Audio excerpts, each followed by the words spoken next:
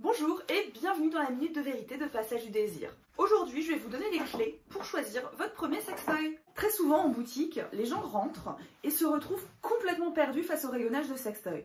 Effectivement, il y a énormément de formes différentes, de couleurs différentes, de fonctions différentes, de prix différents. Donc du coup, avant de choisir votre premier sextoy, il faut vous poser quelques petites questions importantes. La première chose à laquelle il faut penser, c'est le budget. Et oui, moi j'ai toujours tendance à conseiller d'investir un petit peu, histoire d'avoir un sextoy qui tient la route et qui vous permettra d'avoir des sensations vraiment intéressantes. Avec une cinquantaine d'euros, on peut déjà avoir un jouet performant. Alors bien sûr, il y a des sextoys qui sont à beaucoup plus petit budget. Cela dit, vous n'y retrouverez ni les finitions, ni la même technologie, ni les mêmes performances. Au niveau du budget, pensez également à tous les petits à côté. Par exemple, si vous choisissez un sextoy à pile, dites-vous qu'il faudra prévoir le budget pile qui va avec. Avec un sextoy rechargeable, vous n'aurez pas de souci. Prenez en compte aussi la garantie. Certains jouets sont garantis jusqu'à 3 ans. La deuxième question à se poser, c'est quel est votre objectif? Vous faire plaisir, ça oui, on s'en doute. C'est vrai qu'un sextoy, ça sert à se faire beaucoup de bien. Mais demandez-vous aussi ce que vous en attendez. Est-ce que vous souhaitez un sextoy qui vous permette d'explorer votre corps et de découvrir de nouvelles zones érogènes? Ou est-ce que vous préférez capitaliser sur ce que vous connaissez et qui marche déjà et du coup décupler le plaisir?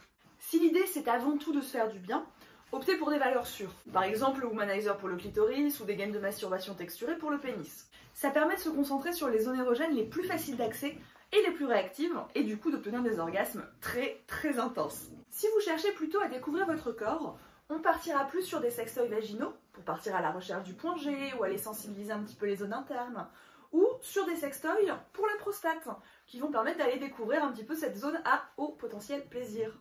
Ensuite, est-ce que vous voulez jouer en solo ou à deux? Si vous voulez jouer seul, c'est bien simple, vous pouvez absolument tout utiliser. Si l'idée est de jouer avec un ou une partenaire, privilégiez des jouets qui favorisent le partage. Pensez aux galets clitoridiens qui sont très bien pour intégrer les sextoys à une vie de couple. Ils sont petits, jolis, pas impressionnants, et leur petite taille leur permet de se glisser très facilement entre les corps. Et ils vont devenir l'extension de la main. Pour jouer à deux, vous pouvez aussi vous diriger vers des sextoys qui stimulent les deux partenaires en même temps. Pensez alors aux anneaux vibrants, aux sextoys en forme de U, ou pourquoi pas aux strap-on. Enfin, le dernier point à prendre en compte, c'est l'esthétique.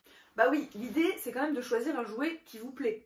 Et le sextoy le plus efficace du monde, si vous le trouvez très vilain et qui vous inspire pas du tout, il y a très peu de chances que vous le sortiez de votre table de nuit et que vous l'utilisiez. Donc pour choisir votre premier sextoy, pensez aussi au facteur sympa. Ça va être votre meilleur ami, il faut qu'il ait une bonne tête et qu'il vous plaise. Et voilà, ces 4 points vont vous permettre de bien cibler votre besoin et donc de faciliter votre achat. N'hésitez pas également à vous rendre en boutique où mes collègues et moi seront là pour vous conseiller au mieux et au cas par cas. Et voilà, c'était la minute de vérité de Passage du désir. J'espère que ça vous a aidé à y voir un petit peu plus clair dans le monde formidable mais parfois compliqué des sextoys.